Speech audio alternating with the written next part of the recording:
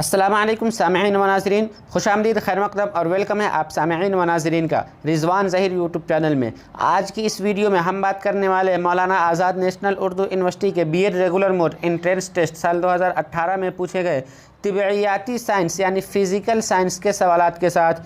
तो इस वीडियो में कुल 50 सवालात को 3 अलग अलग हिस्सों में करके आपके सामने पेश करूँगा। तो चलिए शुरू करते हैं। जैसा कि आप स्क्रीन पर देख रहे हैं हिस्सा 2 यानी पार्ट 2।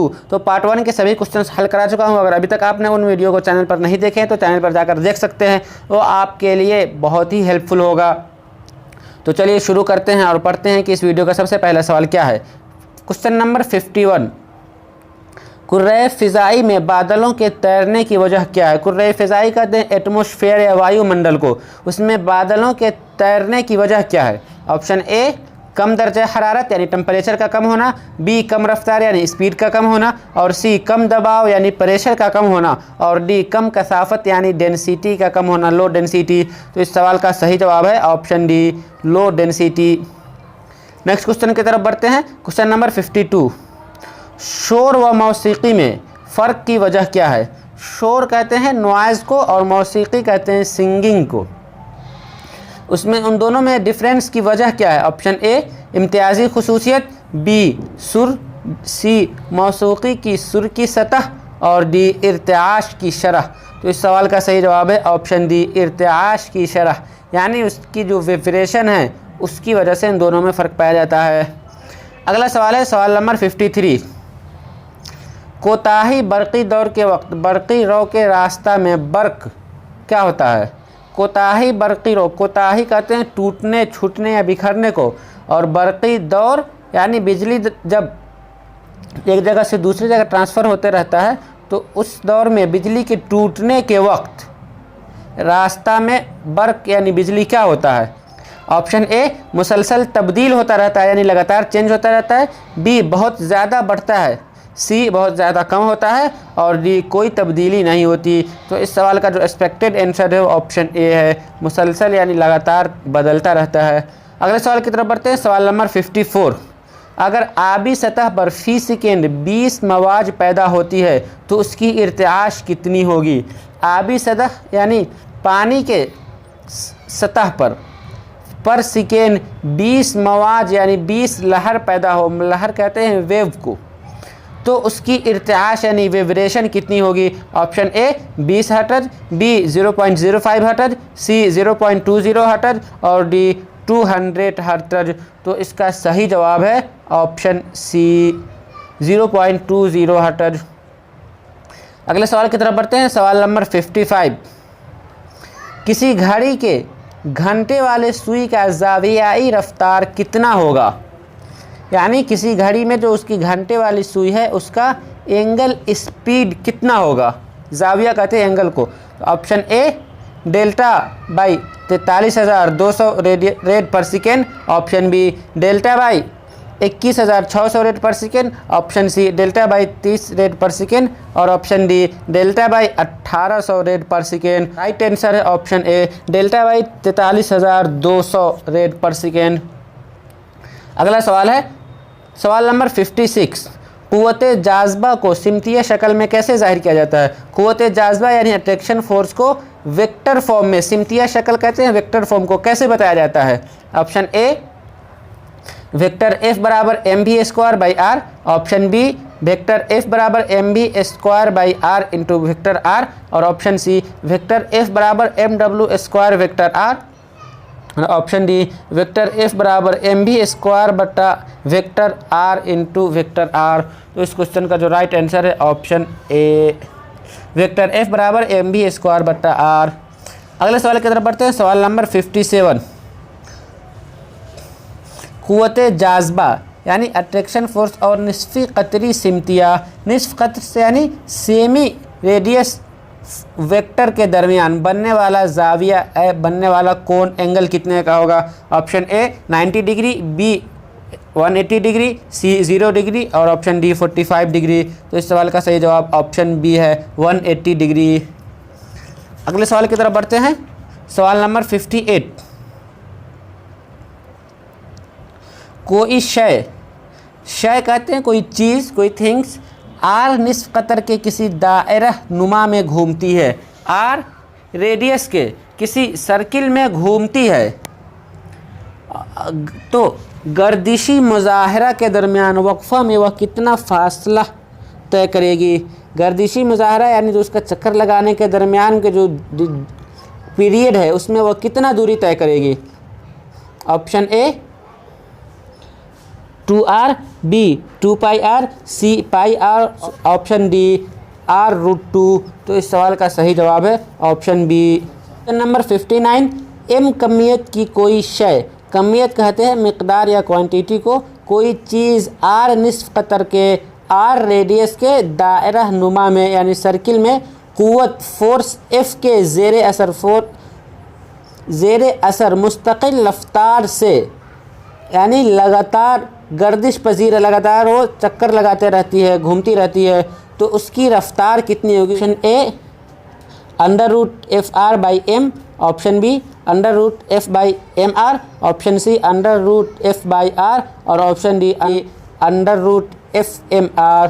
तो इस सवाल का सही जवाब है ऑप्शन ए √F/r/m। अगले सवाल की तरफ बढ़ते हैं। सवाल नंबर 60, नज़रिया इजाफ़त के मुताबिक कौन हमेशा यकसा रहता है। नज़रिया इजाफ़त कहते हैं थ्योरी ऑफ रिलेबिलिटी को, उसके अकॉर्डिंग कौन हमेशा बराबर रहता है थ्योरी ऑफ रिलेबिलिटी से। ऑप्शन ए शय की लंबाई, बी वक्त, सी खला और डी रोशनी की रफ्तार। तो इस सवाल का सही जवाब है ऑप्शन डी रोशनी की रफ्तार यानी जो लाइट है उसकी स्पीड। अगला सवाल है सवाल नंबर 61, रगोंधा इंसान क्या होता है। यहाँ उर्दू बहुत मुश्किल इस्तेमाल कर लिया गया है। रगोंधा इंसान कहते हैं कलर ब्लाइंड को। क्या है। ऑप्शन ए दूर की चीज़ों को नहीं देख सकता, बी स्याह रंग यानी काले रंग को नहीं देख सकता, सी मखसूस रंगों के दरमियान इम्तियाज़ नहीं कर सकता यानी कुछ रंगों के दरमियान में वो फ़र्क नहीं कर सकता, और ऑप्शन डी इनमें से कोई नहीं। तो इसका सही जवाब है ऑप्शन सी, कुछ रंगों के दरमियान वो फ़र्क नहीं कर सकता। अगले सवाल की तरफ बढ़ते हैं। सवाल नंबर 62, कार चलाने के दौरान अक़बी अशिया को देखने के लिए इस्तेमाल किया जाने वाला आईना कौन सा होता है। यानी कार चलाने के दौरान अक़बी अशिया पीछे की कोई चीज़ को देखने के लिए इस्तेमाल किया जाने वाला आईना यानी मिरर कौन सा होता है। नीचे एक ऑप्शन दिए गए हैं, सादा आईना यानी प्लेन मिरर, बी मुक़अर आईना यानी कॉनकेव मिरर, सी मुहद्दब आईना यानी कॉन्वेक्स मिरर और डी इनमें से कोई नहीं। तो इसका सही जवाब है ऑप्शन सी मुहद्दब आईना यानी कॉन्वेक्स मिरर। अगला सवाल है सवाल नंबर 63, कौन सा आदसा, आदसा कहते हैं लेंस को, एस्टिग्मेटिज्म की बीमारी को दूर करने के लिए इस्तेमाल किया जाता है। ऑप्शन ए बेलनाकार अदसा, बी मक़अर अदसा, सी मुहद्दब अदसा और डी दो मास्की अदसा। तो इस सवाल का सही जवाब है ऑप्शन ए बेलनाकार अदसा। वैसे कॉन्टेक्ट लेंस भी इसे कहते हैं। अगले सवाल की तरफ बढ़ते हैं। सवाल नंबर 64, सुराब के ज़ुहूर पजीर होने की वजह क्या है। सुराब के माने आते हैं जैसे धोखा खाना, किसी चीज़ को दूर से देखकर वो महसूस करना, लेकिन जब जैसे उसके नज़दीक पहुंचना तो पता चलना कि वो चीज़ थी ही नहीं। जैसे कि रेतीली ज़मीन वगैरह में या रेत वगैरह में दूर दूर तक पानी नज़र नहीं आता है, लेकिन आप किसी ऊंची जगह से किसी टेले से देखेंगे तो ऐसा लगेगा कि इतनी दूरी पर हमें पानी दिख रहा है। जब वहाँ तक आप पहुँचेंगे तो पता चलेगा यहाँ कुछ है ही नहीं, फिर दूसरी जगह एहसास होने लगेगा। उसी को सुराब कहते हैं। तो सुराब के ज़ुहूर पजीर, सुराब के होने की वजह क्या है, उसके ज़ाहिर होने की क्या वजह है। ऑप्शन ए गर्म ज़मीन के ज़रिए इन्अकास, बी हवा के सतहों के ज़रिए मुकम्मल अंदरूनी इन्अकास और सी रोशनी की खलल पजीरी, डी रोशनी की इनअताफ़ी। तो इसका सही जवाब है ऑप्शन ए गर्म ज़मीन के ज़रिए इन्अकास यानी जिसे मिर्ग भी कहते हैं, और इन्अकास यानी रिफ्लेक्शन। गर्म ज़मीन जो होती है उसमें जो रिफ्लेक्शन होता है इसी वजह से हमें ऐसा धोखा होता है। अगला सवाल है सवाल नंबर 65, किलोवाट आवर किसकी इकाई है? ऑप्शन ए बिजली, बी काम यानी वर्क, सी क़ुव्वत यानी फोर्स और डी तवानाई यानी एनर्जी। तो इसका एक्सपेक्टेड आंसर सी क़ुव्वत है। लेकिन आपको कई जगह हमने इसे सर्च करने के बाद तवानाई यानी एनर्जी भी लिख रहा था, लेकिन हम इसके आंसर क़ुव्वत के साथ जाएंगे। अगला सवाल है सवाल नंबर 66। पढ़ते हैं इस क्वेश्चन को। घड़ी के मिनट और घंटे वाली सुई के ज़ावियाई रफ्तार का तनासुब क्या होगा? यानी कोई घड़ी में जो दो कांटे होते हैं मिनट और घंटे, उनके एंगल स्पीड क्या होता है? एंगल स्पीड का रेशियो क्या होगा? ऑप्शन ए 6:1, बी 1:6, सी 1:12 और डी 12:1। तो इसका सही जवाब है ऑप्शन डी 12:1। अगले सवाल की तरफ बढ़ते हैं। सवाल नंबर 67। न्यूटन के हरकत के कानून के ज़रिए किसकी पैमाइश की जाती है? यानी न्यूटन के कानून के ज़रिए किसको नापा जाता है, किसकी मेज़रमेंट किया जाता है?